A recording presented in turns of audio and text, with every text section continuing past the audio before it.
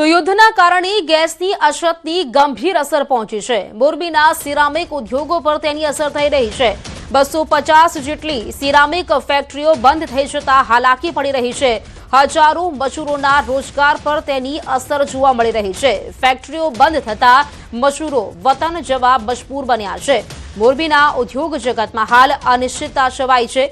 Iran ઇઝરાયલના યુદ્ધના કારણે ગેસની અછત સર્જાતા મોરબીના સિરામિક ઉદ્યોગ પર પણ ગંભીર અસર થઈ રહી છે।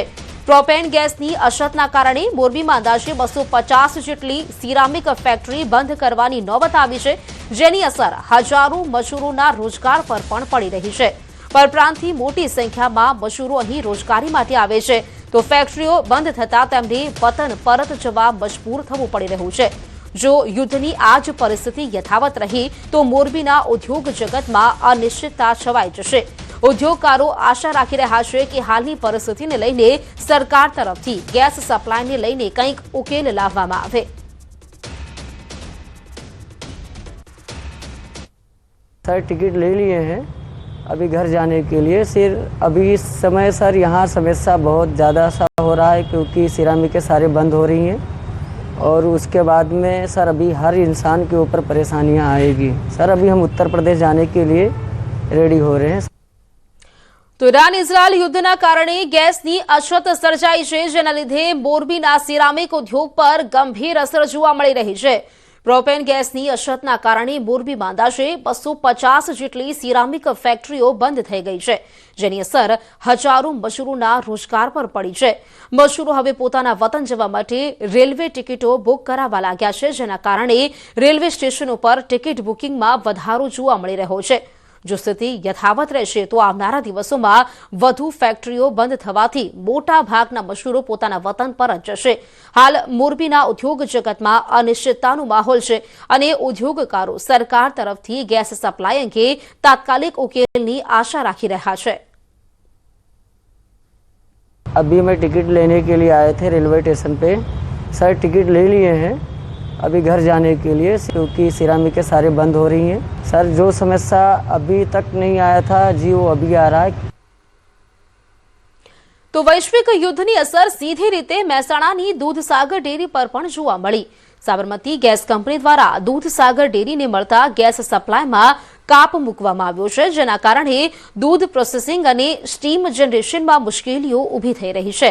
પરિસ્થિતિને પહોંચી વળવા માટે ડેરીએ વૈકલ્પિક ઇંધણ તરીકે ફર્નેસ ઓઇલનો ઉપયોગ શરૂ કર્યો છે, જેથી સ્ટીમ પ્રોડક્શન સતત ચાલુ રહે અને દૂધની પ્રોસેસિંગમાં કોઈ અવરોધ ન આવે।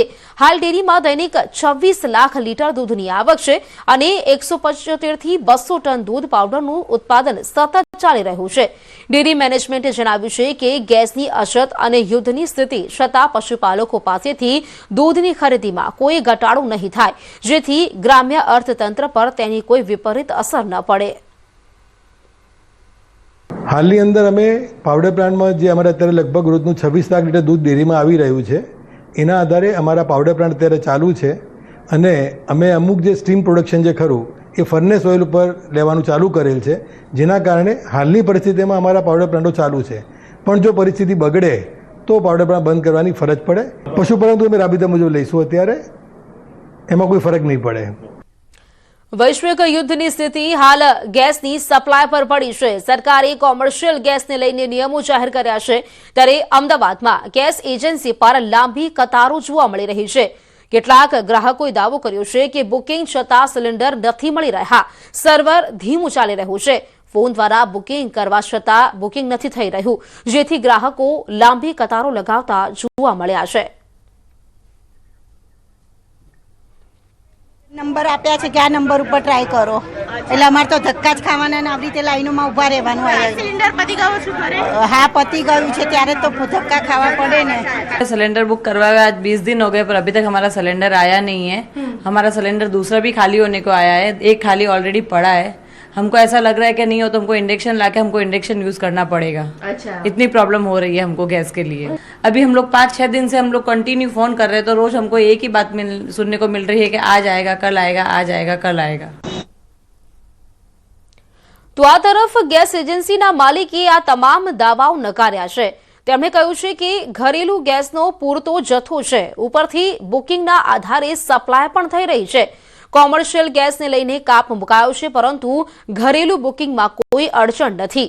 25 દિવસ બાદ ઘરેલું ગેસનું બુકિંગ લેવામાં આવી રહ્યું છે, પરંતુ ગ્રાહકો પરિસ્થિતિને લઈને વહેલું બુકિંગ કરાવવા ઈચ્છતા હોય છે, જેથી સમસ્યા થઈ રહી છે.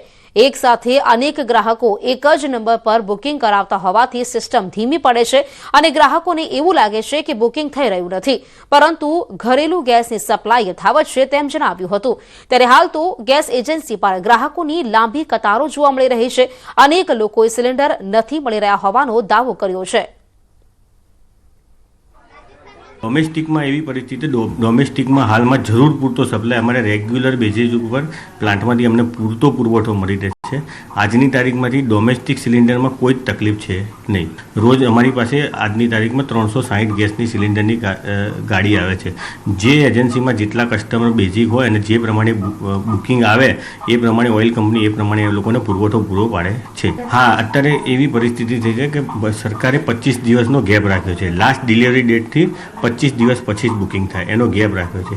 એના કારણે એવું થાય છે કે સડનલી કે જે લોકો ઓલરેડી ઘરે ગેસ છે પણ આની કારણે કે ભાઈ આપણે બીજો બાટલો ભરાવી રાખીએ તો જ આપણે તકલીફ ના પડે. એટલે સડનલી કેવું છે કે આ એક પરિસ્થિતિના કારણે લોકો પેનિક બુકિંગની કોઈ તકલીફ નહીં. પૂરતો માલ છે અને રેગ્યુલર બેઝિક ઉપર આવે જ છે.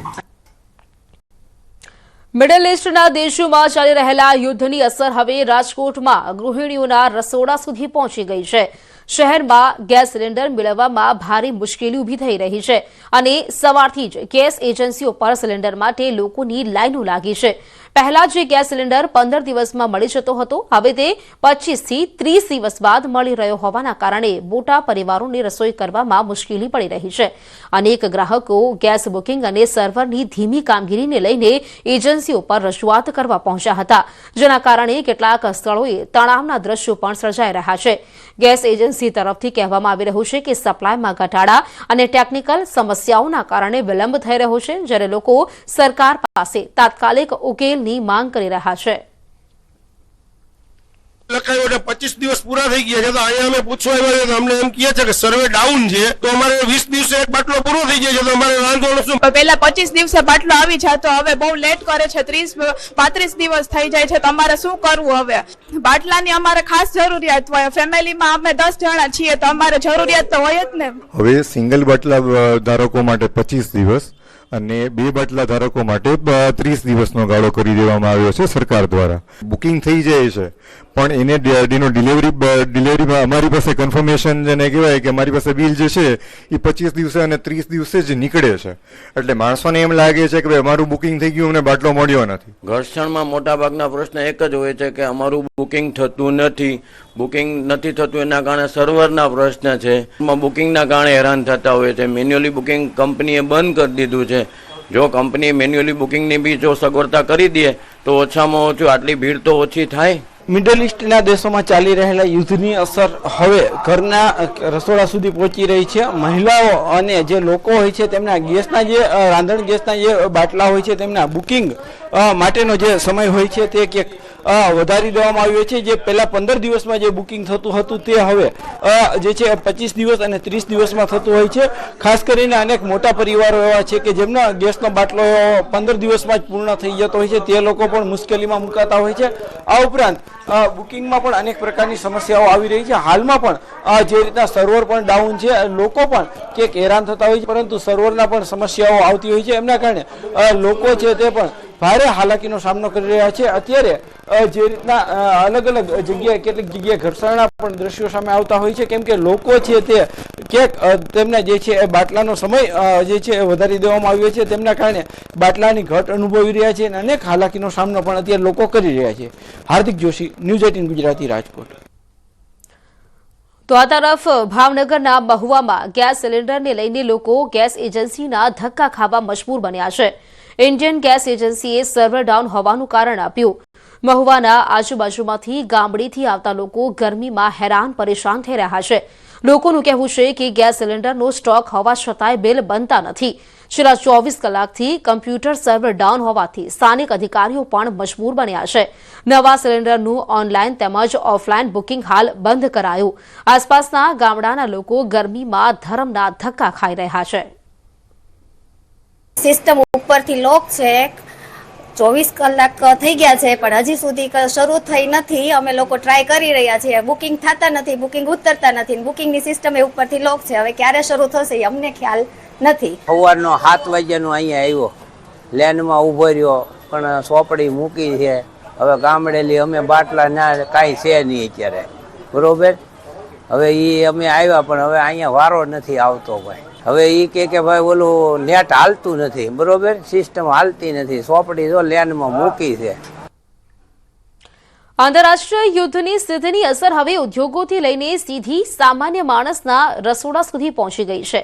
વડોદરામાં અચાનક રાંધણ ગેસની અને કોમર્શિયલ LPG સિલિન્ડરની ભારે અછત સર્જાઈ